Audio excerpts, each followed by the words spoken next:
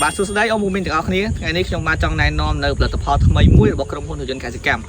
គឺ Super Vinegar បាទ Super Vinegar នេះគឺជាផលិតផលថ្មីដែលជារូបមន្តពិសេសសម្រាប់ông Muminដែលប្រកបនៅរបរកសិកម្មដាំដំណាំដាំដុះផ្សេងៗក៏ដូចជា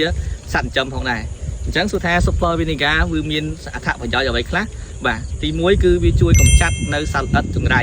ដែលធ្វើឲ្យដំណាំយើងកើត stress ហើយសត្វល្អិតចង្រៃនេះគឺមាននៅខាងលើដូចជាចៃ